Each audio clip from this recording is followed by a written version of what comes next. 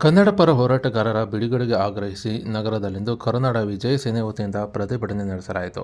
ಇನ್ನು ನಿನ್ನೆ ತಾನೇ ಕನ್ನಡ ನಾಮಫಲಕಗಳನ್ನು ಹಾಕುವಂತೆ ಒತ್ತಾಯಿಸಿ ಪ್ರತಿಭಟನೆ ಮಾಡಿದ್ದಕ್ಕೆ ಹೋರಾಟಗಾರರ ಮೇಲೆ ದಬ್ಬಾಳಿಕೆ ಮಾಡಿ ಮೊಬೈಲ್ ಕಸಿದುಕೊಂಡು ದೌರ್ಜನ್ಯ ಮಾಡಿ ಜೈಲಿಗೆ ಕಳುಹಿಸಿರುವ ನಾರಾಯಣಗೌಡ ಇವರನ್ನು ಕೂಡಲೇ ಬಿಡುಗಡೆ ಮಾಡಬೇಕು ಹಾಗೂ ಎಸಿಪಿ ಲಕ್ಷ್ಮೀಕಾಂತ್ ಇವರನ್ನು ಕೂಡಲೇ ಅಮಾನತು ಮಾಡಿ ವರ್ಗಾವಣೆ ಮಾಡಲು ಒತ್ತಾಯಿಸಿ ಕರುನಾಡ ವಿಜಯ ಸೇನೆ ವತಿಯಿಂದ ನಗರದಲ್ಲಿ ಪ್ರತಿಭಟನೆ ನಡೆಸಿ ಆಕ್ರೋಶವನ್ನು ಹೊರಹಾಕಲಾಯಿತು.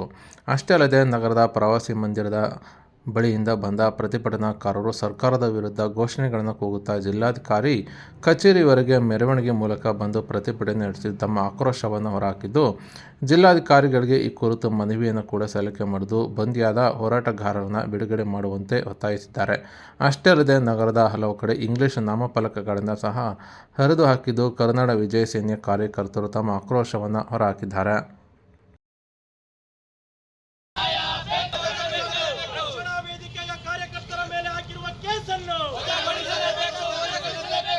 ಕನ್ನಡ ಪರ ಹೋರಾಟಗಾರರ ಮೇಲೆ ಹಾಕಿರುವ ಕೇಸನ್ನು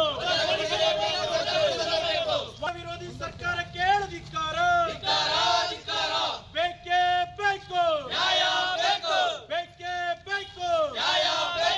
ಕರುನಾಡ ವಿಜಯ ಸೇನೆ ಹೋರಾಟಕ್ಕೆ, ಕರುನಾಡ ವಿಜಯ ಸೇನೆ ಹೋರಾಟಕ್ಕೆ ಏತಕ್ಕಾಗಿ ಹೋರಾಟ, ನ್ಯಾಯಕ್ಕಾಗಿ ಹೋರಾಟ, ಏತಕ್ಕಾಗಿ ಹೋರಾಟ, ನ್ಯಾಯಕ್ಕಾಗಿ ಹೋರಾಟ ಮಾಡಲೇಬೇಕು, ಮಾಡಲೇಬೇಕು, ಮಾಡಲೇಬೇಕು, ಮಾಡಲೇಬೇಕು. ಕನ್ನಡ ಪರ ಹೋರಾಟಗಾರರ ಮುಖ್ಯಮಂತ್ರಿ ಸಿದ್ದರಾಮಯ್ಯನವರಿಗೆ ಧಿಕ್ಕಾರ,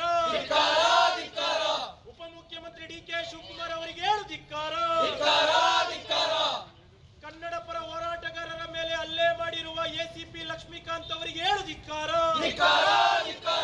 ಕನ್ನಡ ಪರ ಹೋರಾಟಗಾರರ ಮೇಲೆ ದೌರ್ಜನ್ಯ ಮಾಡಿರುವ ಎಸಿಪಿ ಲಕ್ಷ್ಮೀಕಾಂತ್ ಅವರಿಗೆ ಧಿಕ್ಕಾರ.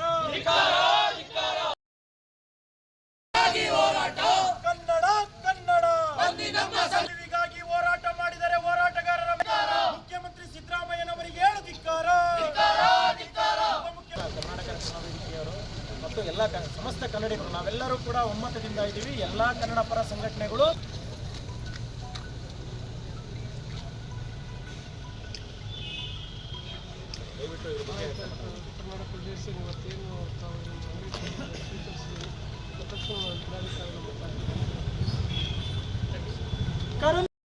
ಕನ್ನಡ ಕನ್ನಡ ಕನ್ನಡ ಕನ್ನಡ ಕರುನಾಡ ವಿಜಯ ಸೇನೆ ಹೋರಾಟಕ್ಕೆ, ಕರುನಾಡ ವಿಜಯ ಸೇನೆ ಹೋರಾಟಕ್ಕೆ.